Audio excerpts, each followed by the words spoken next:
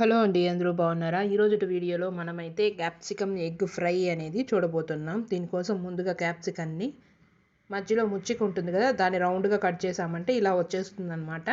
దీన్ని తీసుకునేసి మనం పైనుంచి కొద్దిగా ట్యాప్ చేసామంటే విత్తనాలన్నీ బయటకు వచ్చేస్తాయి. ఇప్పుడు సన్నగా తరుక్కొని పక్కన పెట్టుకోవాలి. ఈ సన్నగా తరిగిన దాన్ని బాండల్లో వేసుకొని 1 స్పూన్ ఆయిల్తో టాస్ చేసుకోవాలి. ఒక చిటికెడంత సాల్ట్ వేయాలి. ఇప్పుడు కొద్దిగా సిమ్లో పెట్టుకొని నిదానంగా ఈ క్యాప్సికాన్ని ఒక 5 మినిట్స్ మనం ఫ్రై చేసుకోవాలన్నమాట.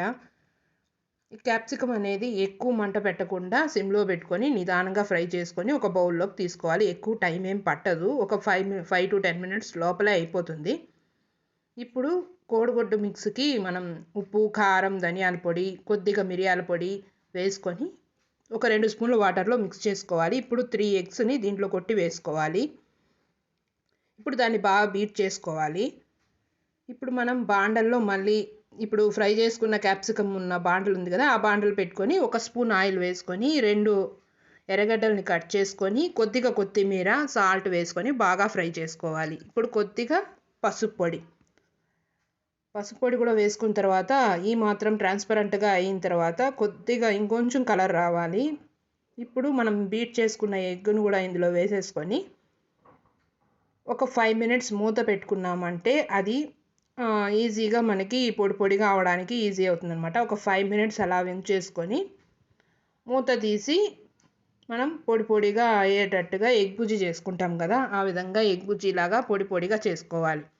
ఈ పొడిగా చేసుకునే ప్రాసెస్లో సగం పొడిగా అవ్వగానే మనం ఫ్రై చేసుకున్న క్యాప్సికమ్ని కూడా ఇందులో వేసేసుకున్నామంటే ఈ క్యాప్సికానికి కూడా ఎగ్ అనేది పట్టుకొని బాగా టేస్టీగా వస్తుందన్నమాట.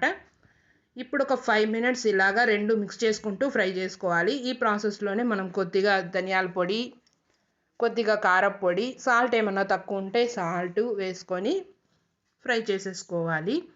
ఒక 5 మినిట్స్ ఇలా మొత్తం మిక్స్ అయ్యేలాగా బాగా ఫ్రై చేసుకున్నామంటే మన ఎగ్ క్యాప్సికమ్ ఫ్రై అనేది రెడీ అయిపోతుంది.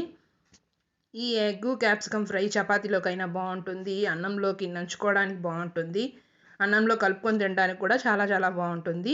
మీరు కూడా ఇలా ఒకసారి ట్రై చేసి మీకు ఎలా వచ్చిందో కమెంట్ చేసి చెప్పండి. ఈ వీడియో నచ్చినట్లయితే లైక్ చేయండి, షేర్ చేయండి, సబ్స్క్రైబ్ చేసుకోండి. Thanks for watching.